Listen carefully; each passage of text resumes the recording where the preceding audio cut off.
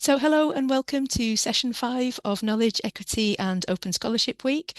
The Knowledge, Equity and Open Scholarship Week programme has been developed collaboratively by colleagues from Mohamed Lamine Devarguine University, CEST, University of Pretoria, University of Leeds, University of Salford, Université de Sousse, the UNESCO Chair on Open Education for Innovative, Intelligent and Inclusive Learning, Utrecht University, and has been facilitated by the Knowledge Equity Network. My name is Tanya Williamson and I'm the Academic Support Manager for Research in the Library at the University of Salford in the United Kingdom. I'll be co-chairing the session today along with my excellent colleague Rashmi Shetty, who is the Open Access Advisor at Utrecht University in the Netherlands. Rashmi will be keeping her eye on the chat, and hopefully, Rashmi, you will help keep the session on track if it starts to go off too far off track. Okay. So before we move into the session, a few reminders. In terms of where we are in the programme, this is the last session for today. The programme continues tomorrow with a session in the morning on how can we shape equitable open access for long-form scholarship. And if you're interested in focusing a little longer on the co-creation experiment itself as a process, then please do come along to the final session tomorrow, which will also include some closing remarks on the whole programme. I invite you all to observe our code of conduct. We welcome diverse perspectives and we ask everyone to engage with kindness and professionalism during the session today. You are also invited to post questions in the chat as the session proceeds. Please do post those questions as they occur to you, but we will be looking at those questions, answering and discussing those questions towards the end of the session. It's also worth noting that while we've done our very best to plan for a smooth session without any technical hitches or delays, these might happen today as we move between lots of speakers. So please can I ask for your patience if these technical hitches do arise. Okay, so on to the session.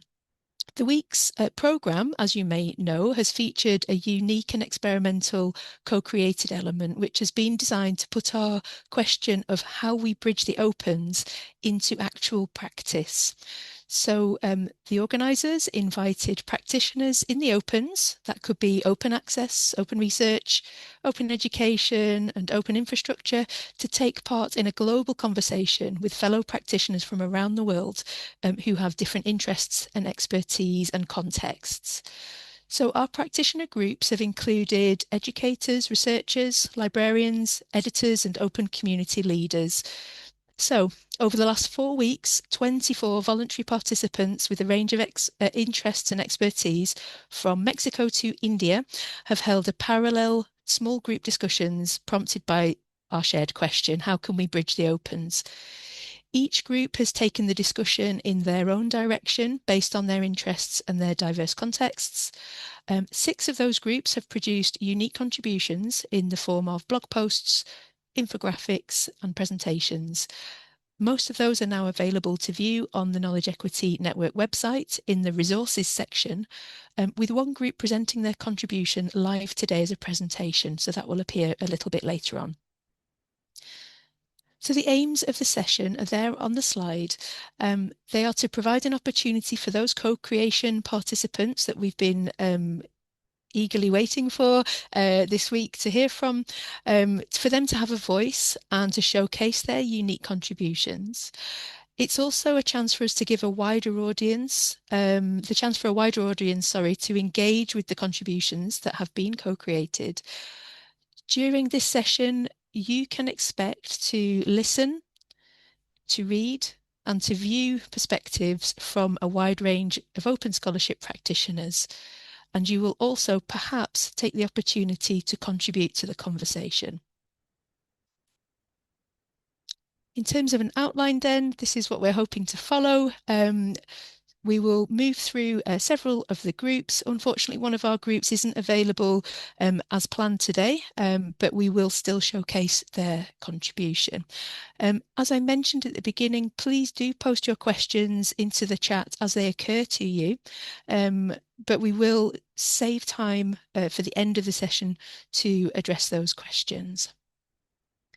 So I will now move on to our first group. Oh, no, I won't. I'll do one more thing before I move on. So before we move on to our first group, I wanted to just say a little bit about two groups who you won't hear from today. These two groups, unfortunately, weren't able to join us today, and the timescale and the demands of this co-creation experiment just didn't work out as planned for them this time.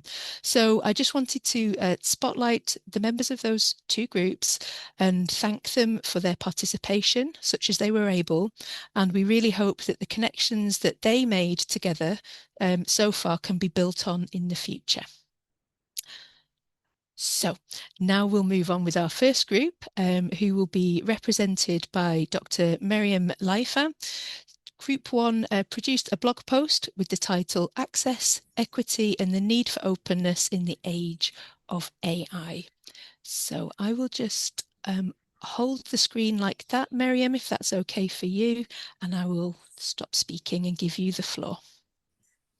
Thank you so much. And the whole initiative. It's really a pleasure to be part of it. So my name is Dr. Miriam Leifer. I wrote the blog post with Sam from UCL and Esma from Tunisia, from SUS University.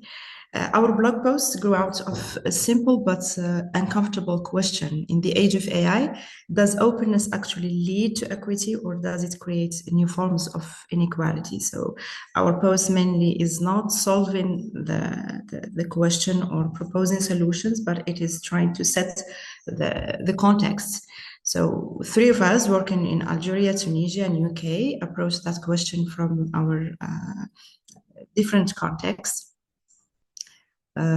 What we found was striking is not the differences, but the tensions we each identified that are very similar. For example, Esma in Tunisia challenges the core assumption of open education, that availability naturally leads to inclusion.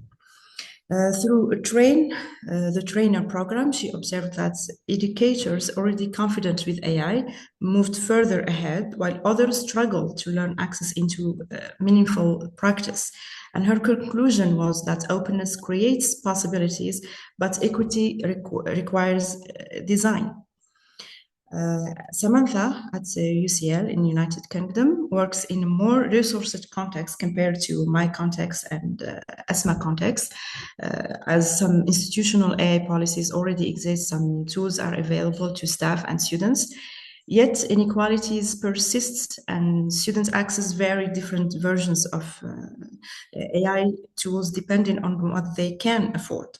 So she flags something concerning, that students are increasingly turning to AI instead of experts in the room.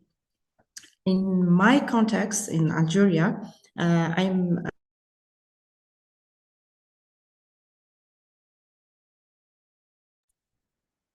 so sorry, Miriam. We appear to have lost your audio.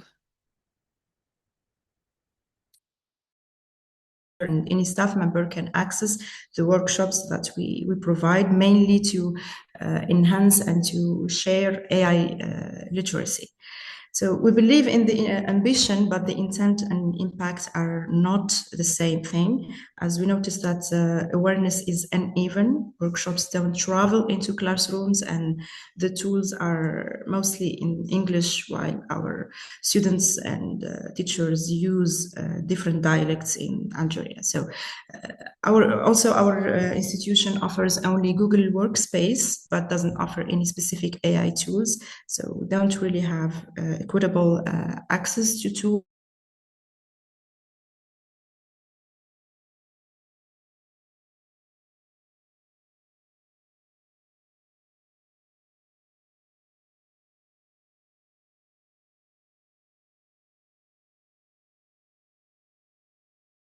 Of our scenarios are that across 3 very different contexts, we reach the same conclusion, that openness in the age of AI cannot be reduced only to access alone. And equity requires structured supports, AI literacy, and contextual adaptation and critical engagement specifically. And without these specific parameters, I believe that openness risks reinforcing the very disparities it sets out to fix. And finally, I would say that the future of open education, as I believe, will not be determined by how widely these tools are distributed, but by how equitable they would be used. So that's the summary of our blog post. Thank you. Thank you so much, Miriam. Unfortunately, we did lose you a couple of moments throughout, but I don't think it distracted from the meaning of what you were saying. Thank you so much. I also want to just make sure that everybody can see in the chat that we're posting the links to the blog posts so that you can, if you haven't already, please do take some time to read the full blog post. Thank you. So I am going to now keep to time as I promised. So please do hold those questions, put them in the chat as we go through. I'm going to move on to our next. Just bear with me while I find the screens that I need. So the next group we will hear from is Group 5. Group 5 have also created a blog post, which is called The Opens Through North African Eyes. And this blog post focuses on how, as researchers from North Africa, we can bridge the different dimensions of open scholarship in that context. So I think we are going to now hear from Rabeb Benhaj Saidi. Can you hear me? Yes. Fantastic. Thank you, Rabeb. I will give you a moment to, I'll stop sharing my slides. I'll give you a moment to load yours in. So can you see my slides? I think they are just coming, but not yet. So we can see them now. Thank you. Okay, good. So good afternoon, everyone. So my name is Rabeb Benhaj Sayedi, and I am a master's student in artificial intelligence and data analysis at EZCOM, University of Sousse in Tunisia. So today I have the honor of presenting on behalf of our group, Group 5, which also included Hiba Haj Mahmoud, a PhD student in computer science from University of Sousse, and Dr. Abdallah Ben Degouj, a lecturer from University of Algeria. So together we co-created a blog post for the Knowledge Equity and Open Scholarship Week 2026. Our work is titled The Openings Through North Africa Eyes, and the title is intentional because we believe that where you are from shapes how you see and what you need. So here is what I will cover today. I will start by introducing our group and explaining why we came together. Then I will describe the open scholarship landscape in North Africa, what is working and what is not. After that, I will walk you through the three interconnected dimensions of the heart of our blog: open education, open pedagogy, and open science, and explain how AI can act as a bridge between them. I will then share the three concrete actions we propose, and I will close with our key message. So let's begin. So we are three researchers from North Africa, two from Tunisia, one from Algeria, with very different specialization. And yet, when we started talking, we discovered something important. We share the same reality. My own research focuses on open education research, digital learning environment, and how AI tools can be designed to support inclusive and accessible education. And Hiba works on adaptive AI-driven assessment with strong focuses on fairness and transparency in how AI evaluated the learners. And Dr. Abdallah brings a technical engineering perspective, imagine process, Wolfert analysis. So three different fields, three different institutions, but one shared question: how can we bridge the openings? That question is not abstract for us; it is something we live every day. So, to understand why this question matters to us, let me give you some context. There are genuinely encouraging things in our region. In 2022, Tunisia held its first national conference on open science, a real signal that awareness is growing. Algeria launched the Open Community 4.0 program to promote open access and responsible use of AI in research, and across both countries, platforms like Moodle became essential during and after COVID. So keeping university running through online learning and digital assessment. But the challenges are real and significant. Access to quality education resources remain uneven. Not every student, not every institution has the same starting point. So international journals are expensive and often simply out of reach. Implementing open access policies cost money that many universities do not have. Many AI tools used in education are opaque and proprietary, which creates new inequalities instead of reducing existing ones. And digital infrastructures gaps persist across institutions and across a region. This is our reality, and it is the lens through which we approach open scholarship. So now, the core of our blog, we talk about the opinions, and in our work, we agree that three are, and there are three interconnected dimensions, and that you cannot treat them in isolation. The first is open education, making learning accessible by removing barriers to quality education. This includes open educational resources, freely available materials that can be reused, adapted, and shared. The key idea here is access and inclusion. The second is open pedagogy, and this goes beyond simply having access to resource. It is about changing how we teach and how students learn. In open pedagogy, students are not passive recipients of knowledge, they become active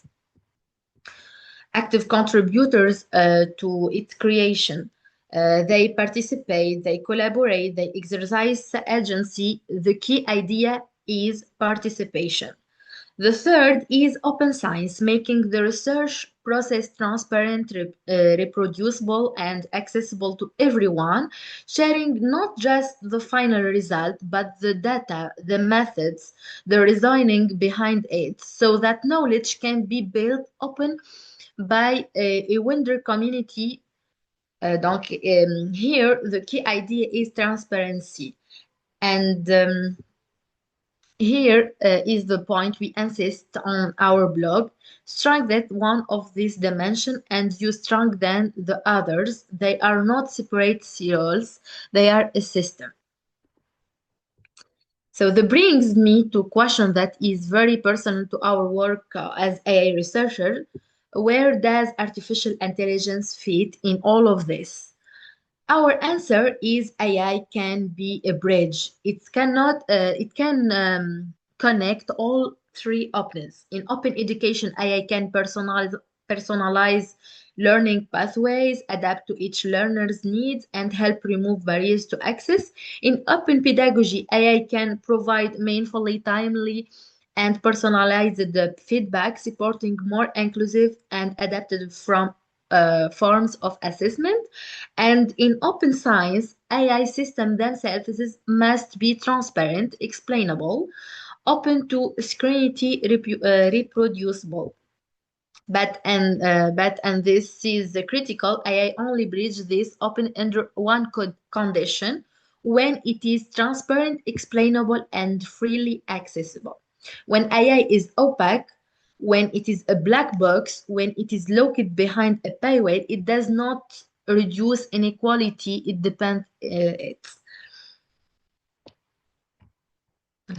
So So our proposals, based on everything I have described, our group put forward three concrete action, not abstract idea, achievable steps rooted in our lived experience. Action one, share open educational resource across institution and borders. OER must flow freely across university, across disciplines, across national borders. Action 2, train faculty and students together in open practices. Openness has to be modeled and taught. It is not enough to pass a policy, you have to build a culture. And action 3, use AI as a bridge, but only when it is transparent and freely accessible. We call on institution developers and policymakers to ensure that AI tools used in education are open, explainable, and affordable.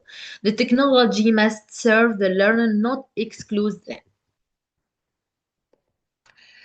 So let me close with the conviction that encouraged everything we wrote. Open it is a necessity for equity, for progress, and for the kind of knowledge system we want to build together. The three openness, open education, open pedagogy, and open science are deeply interconnected. Strengthen one, and all grow stronger. From the global south, from Tunisia and Algeria, this is not a theoretical statement. It is urgent, it is practical, and it is personal. We hope that our blog post and our perspective, the view from North Africa, contributed a fresh voice to this global conversation, and we hope it inspires others to ask the same question in their own context. How can we bridge the openness? So thank you very much for your attention. Wow, thank you so much, Rebeb, and the group that presented there. I think yeah, you can see all of the applause and the love coming through on the reactions there. Wonderful. Thank you. Okay, just bear with me again while I juggle my screens.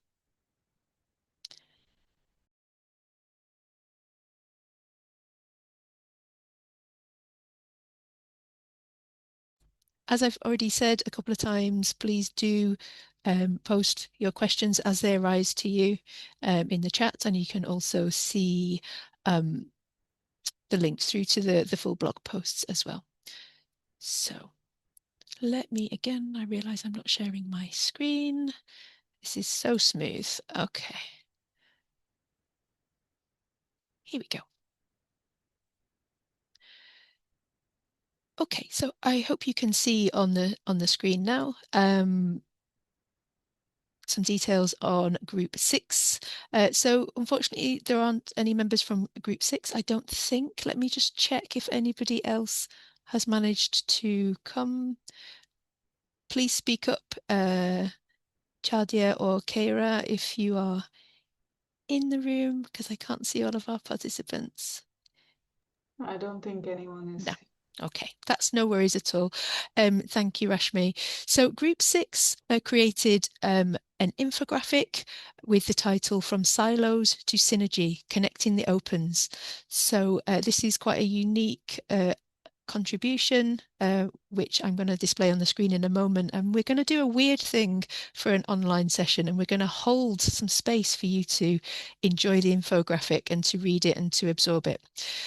So first of all, let me just thank the group, Group 6, for their contributions. We won't have them here to ask questions, but that doesn't mean that we can't ask our questions, because it may be that somebody else in the room might wish to answer. So let me just share that on the screen. So I'm going to hold the space for us to absorb this for a few minutes now, okay? So don't be crushed by the silence. Please do feel like this is protected time to absorb the infographic.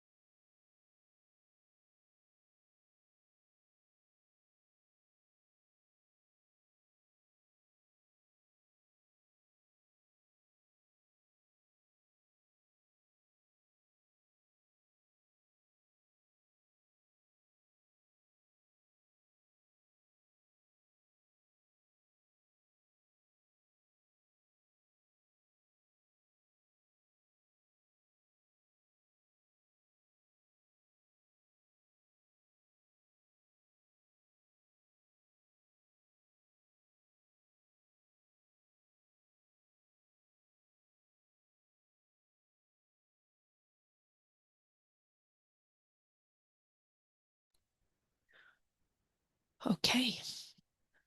When was the last time that you sat in silence on an online call, I wonder? Quite refreshing for me, I think. So thank you for holding that space. Yeah, and I'll just also give you a minute just to pause and reflect on what you've absorbed there before we move to the next group.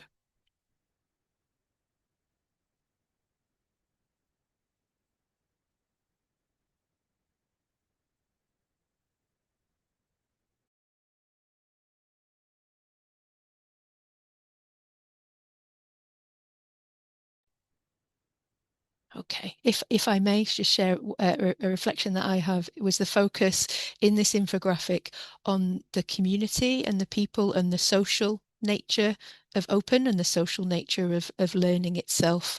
I really enjoyed that perspective in particular. So thank you. Okay, again, let me do the screen juggle. Okay, so we're now going to move on to our group 7. You can see the participants' names there on the screen. Group 7 also created a blog post which has the title From Publishing to Community, Tensions Across the Opens. And I think, yes, we do. I think we have Irene Ramos with us today. Is that right? Do we have Kate or Lucy as well, or is it just yourself? I see that we also have Kate here. Oh, fantastic. I'm happy to get us started. And yeah, so Please go ahead. Thank you. So my name is Irene Ramos. I'm based in Mexico City, and I'm a research fellow at OLS. And in our team, we also had Kate Martin, who works at Williamson University in the US, and Lucy Barnes, who works at Open Book Publishers in the UK. So it was a very diverse group geographically and also from our experience as practitioners in open science. We have started our conversation talking about our values and our shared values in open science and in the opens. And from this conversation, we noticed that there are 3 big areas of, 3 big challenges that we're facing in our work at the moment. And these are like challenges across context, across like geographical context, across organizational context, and also very connected to our different roles. So these are AI, as some of the groups have already talked about. It's also about governance, and it's about sustainability. And so our conversation, that is our word cloud. We have started, just sharing our different values, and those are the big 3 kind of areas that we came up with. So our conversation in AI in particular, it seems like this topic that we can't stop talking about. And for us in particular, because we come from a background in publishing, there was a lot of uncertainty in our conversation. There was a lot of many questions around how do we protect the discipline and the specific knowledge, and how do we grapple with the quality of AI outputs as well. So the impacts that these tools are having in our work and our ecosystem are sometimes very uncomfortable, with many long-term effects that we don't know yet. And we're also grappling with like many pressures to use these tools, whether they are external pressures or more immediate within our workplace. It feels like using these tools requires like a high level of knowledge, but it's also at the same time tools that are kind of displacing the expertise that people have developed around their specific domains. So we were kind of sharing some of these concerns around how some open resources have been used without attribution to develop these tools. And how do we as a community grapple with this tension of like using tools that have yeah, just used with attribution, and how do we keep working with them or not, and what are those boundaries? And many of the tensions that we find in AI use are also true of the open publishing industry. Questions around like who actually does the work, what is the price of the cost of the work, and how are we actually paying for this? And this took us to a question around governance. So we were discussing different models between like top-down and bottom-up community-led governance, and how what those different models enable in terms of like the freedom to experiment and to innovate in open practices. We also reflected that governance needs to be a practice that is to approach this practice in a very critical way. And there are many community-led governance experiments and models that are trying to ensure the collective stewardship of the infrastructure that enables publishing, especially like open publishing. And what we kind of concluded in the section of governance is that it makes more sense to still view open access not as an end product, but as a process. And so, again, like open research and open publishing are always dynamic, always evolving, and that require this a strong, robust governance that recognizes and that gives a space for this continuous evolution. And our last area for discussion was sustainability, because as much as we kept discussing AI or governance in our communities, we were also wondering, like, how do we actually sustain this community-led efforts? And why do different incentive structures sometimes feel at odds with open values? We noted that some conversations around open access are actually overshadowed by profits or by these concerns around sustainability. Many times, the cost of scholarly publishing are not explicit and are not obvious. And many initiatives find themselves in this circular problem where, for example, open access textbooks could significantly help with some challenges of access and affordability, especially in under-resourced institutions. But then to be able to support open educational resources, then we require funding in the first place. And these are initiatives that many times, at least in their cases, are grant funded. So it's this kind of circular problem. So our conclusion here was that these community-led projects require also significant infrastructure and resources, and we cannot separate the discussions of equity from those of sustainability. And so it felt like we discussed a lot of challenges, but for us, this question of like, what does it mean to bridge the opens? It felt like just having these spaces to have these conversations and to hold these tensions in our day-to-day work, that is like a first great point, great starting point, because we find that these challenges are shared across geographies, across institutions, and they are also like systemic challenges that require a community approach. So yeah, that was us.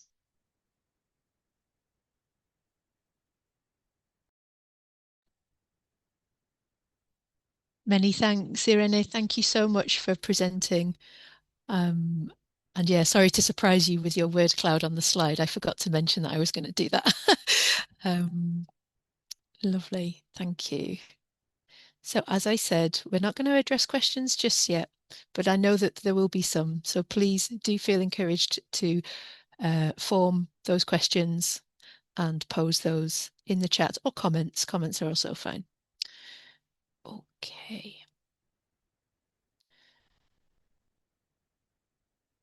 So I'm now going to move on to group 8. Hi, Tila, I can see you on the screen. So I think Tila and Gina, I'm not sure whether Catalina is also going to speak, but our group 8 created a blog post entitled How to Bridge the Opens Reconsidered. And I pulled out a quote from the blog on here. I just took the liberty of doing that. The group came up with this question: why haven't the opens as of yet been pervasive within a thriving ecosystem of accessibility throughout global society? And I just pulled that out onto the slide because I thought that was a great question. So I'm going to give the floor now to those of you. Oh, I can see you're all on the screen. That's fantastic. So I'll give you the floor now. Thank you. Hi, I'm Gina, and I'm going to start us off here.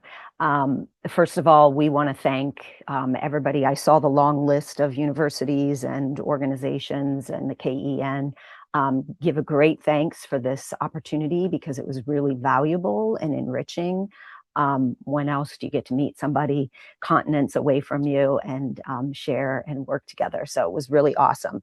So I want to start out by saying that. And then I want to bring up something that Tila highlighted. Tila talked about the fact that where we came from impacted our dialogue. I'm going to riff a little bit off the North African group because I happen to like their quote, "Where you come from shapes what you see." That is such an awesome phrase or sentence or sentiment. So ours was just kind of a little different from what happened with them in that we come from these varied places. So Dr. Olivas is a researcher in Mexico. I'm a librarian in the United States, small liberal arts college. And then we have Tila Capoletto, who is already working in the opens and managing things in the open space. So that difference or all those differences kind of impacted and enriched where we went with our dialogue, something I value very much.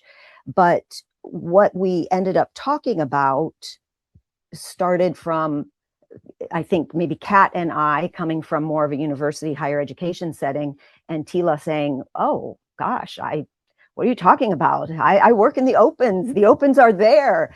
And that really, it was impactful. Of course, I knew the opens were there, but it's different when somebody who's working in it brings that to your attention that we already have working opens. And that was kind of the starting point from where we leapt off. So that's what I'm going to bring. And I'm going to turn it over to Tila and let her say her share. Thank you, Gina. It's good to be here. Hello, everyone. Can you hear me well? Oh, good, right? And it's good to see Catalina here as well. Yeah, it was a very positive combination, I think, to be with two people that are in higher education. And I think that we started with this provocative question, like what are the blockers? And we discussed that. And I think that we came into the conclusion, I've been an open knowledge advocate since 2015, and we shared in our group, there are examples out there of people doing things already. We have been seeing in the opening session yesterday and the sessions today, many examples in good work. So what are the blockers? What's happening to take us forward? And there was this thing about internet has been here, and which is what's been able to connect people, this system, this platform for more than 30 years now. So why haven't we progressed faster?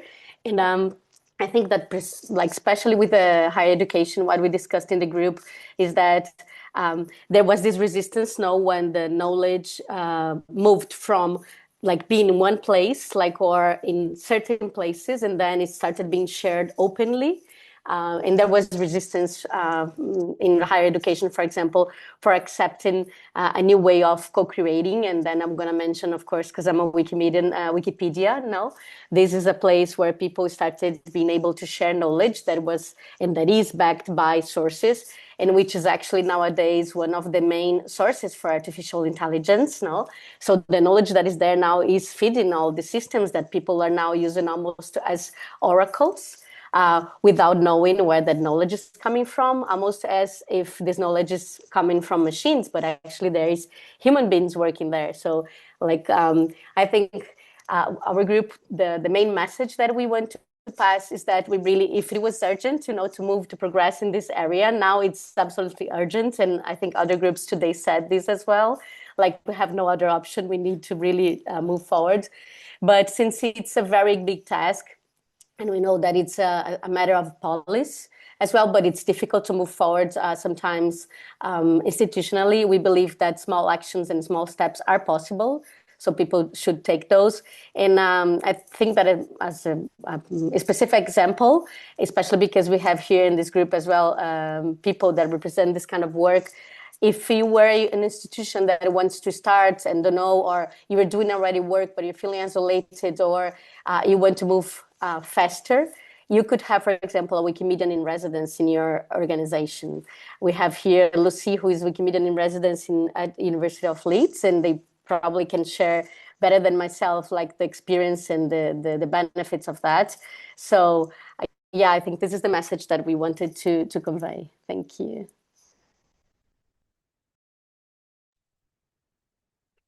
Thank you so much. It's absolutely fantastic. And yeah, I can see Lucy saying hello in the chat as well. Wonderful. I am just going to move us on to the final group because I am aware of our schedule, of course. So I will, if I can, stop sharing my screen and hand over to Hannah to try to share yours. As you set that up, Hannah, I'll just introduce. So group 4. I think have we got Anna in the room? Can anybody let me know, because I can't see all of I the. think she just entered, if I'm not mistaken. Anna, I can see you have just entered. Your timing was exquisite there. So I'm gonna handing over. Hannah is just starting up the slide share. Please can I Thank you. ask if you can just focus on your most important points so that we can keep to schedule, if that's okay. So excuse me, I will turn off my microphone because I'm in the street and it's very noisy. That's fine. Just so you know, Anna, we can't hear any of that background noise here on, so okay. And then Hannah, I'll just let you know that we can see your presenter view, but we can't see your full slides. Okay, so I don't know if you want to switch that around. Thank you. That's all right. That was the other way around just now when we tried this before, so let me try and reshare. This looks great. Thank you. Awesome. Thank you. So over the course of 4 Friday afternoons, Anna Tufik and I discussed the topic of open pedagogy. And with this presentation, we hope to share some collective resources that were taken from some open educational resources. And we hope that you might be able to use this presentation as an open educational resource yourself. So an overview of the topics that we'll discuss now is the foundations of the opens, the different ecosystems, practices, and then finally bridges and barriers and how to bridge the barriers with the opens. So starting off with the word open, because it can have very many definitions.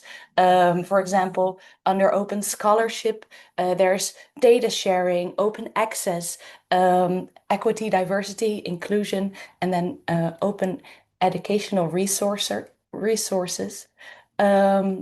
And these all make science and knowledge more transparent.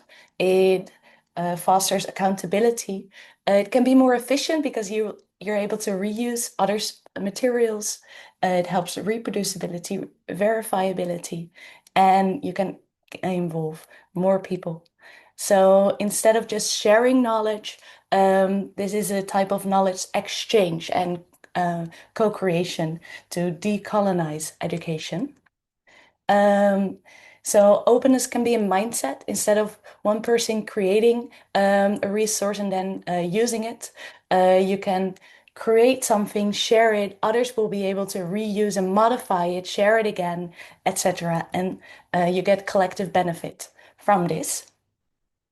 This is also the case for open educational resources. Oh, sorry for the animation there, where the reusing and repurposing and adaptation of materials is central, which benefits a lot of the global sustainability goals. And we also know the 5R framework for this: to retain, reuse, revise, remix, and redistribute. At the heart of all of these opens, we see the knowledge equity, the collective benefit, as a guiding metric. And to get this universal and collaborative effort and to reduce inequality.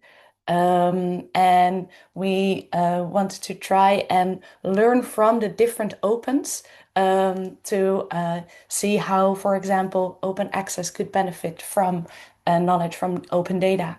But we mainly focus on open education today. So for open education, the idea is that a teacher is also learning themselves and learning from other teachers, other educators.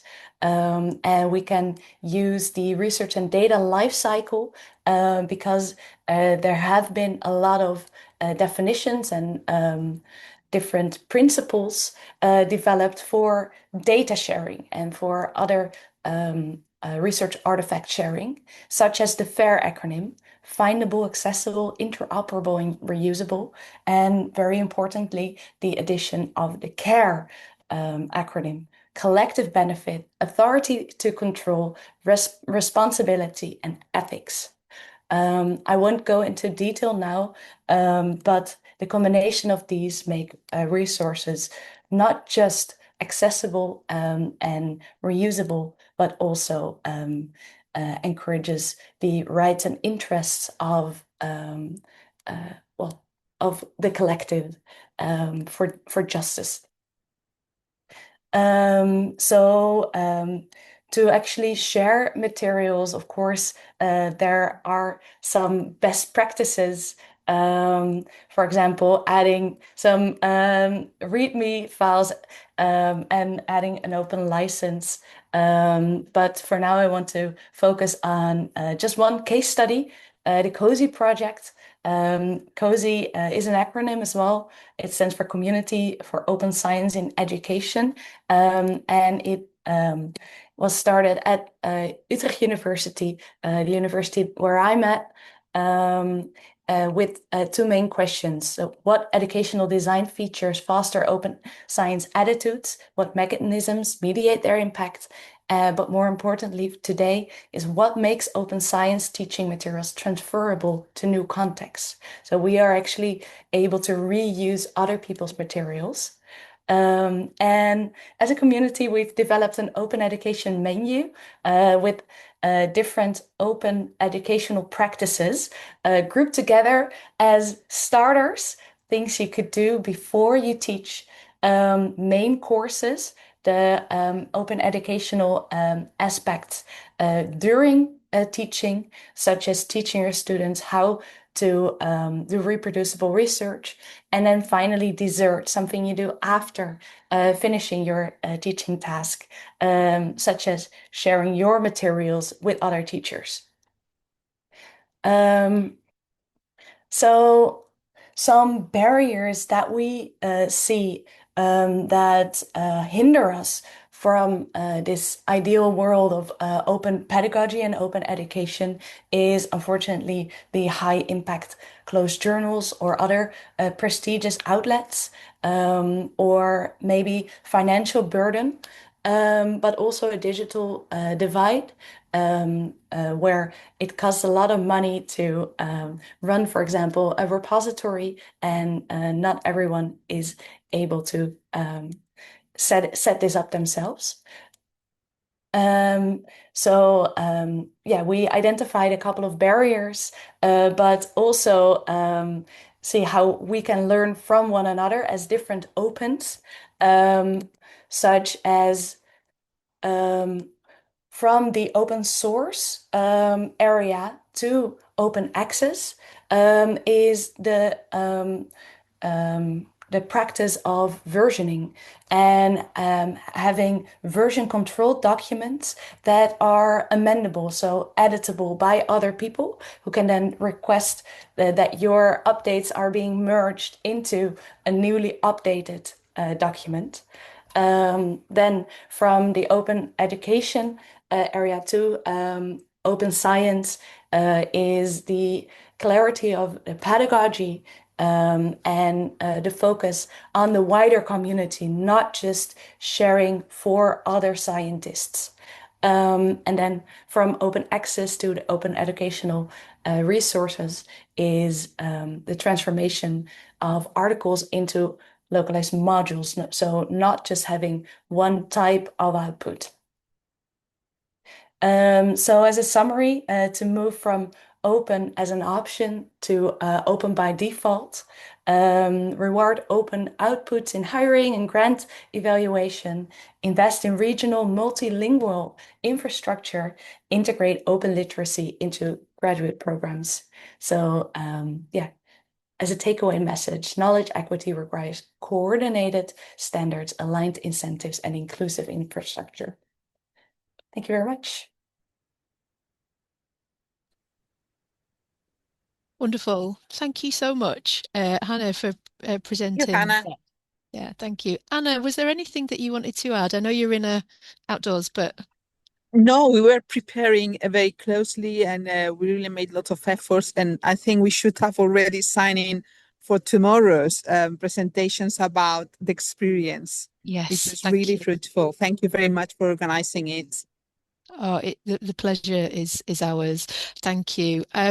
So we are at 54 minutes past the hour. And so thank you to all of our presenters, all of our participants.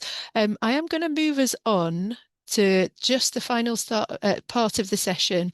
As I said at the beginning, for those of you who weren't here at the beginning, we do have the flexibility to stay a little longer if you do. So I'm going to open the floor for questions. Your questions can come from anybody, co-creation participants, attendees in the session, organisers, and can be directed at anybody too. And so please do post your questions in the chat to begin with, is the easiest way for us to manage those. But I'm going to start with a question from Sally Dalton in the chat. So Sally says, we've heard a lot about the strong emphasis on co-creation within open education, with students actively involved in creating knowledge and resources. In open research, we also see similar ideas through participatory and co-produced research. Do you see these as connected? And could co-creation be a useful way to bridge open education and open research? Every session I've come to this week has made me think of so many other ways that open education and open research are connected. So thank you. Thank you, Sally, for your question. Does anybody have anything to say around Sally's question? Do we see sort of co-creation and co-produced research as being connected and a useful way to bridge open education and open research?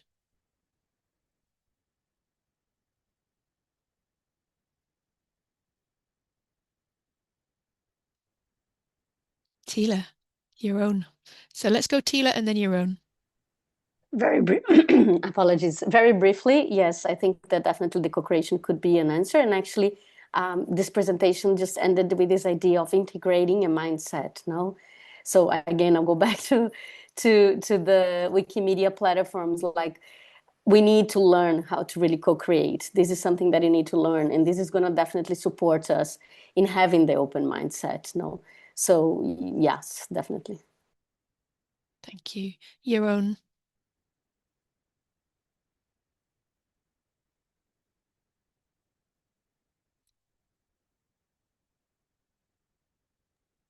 There I am. Sorry about that. Had to fiddle a little bit. Yes, one maybe to a certain extent that co-creation is already happening, just not acknowledged. Like I know quite a lot of projects where students play an active role, especially master students, in research projects, doing a lot of work and really doing research. they're just quite often not being acknowledged for that. Even doing peer review and a lot of other stuff for permanent staff. And if we bring that more into the open and make those connections between how students learn and how researchers learn, also from students, and the other way around, that is one of the ways to connect those. But there are many more. Thank you. Did anybody else want to come in?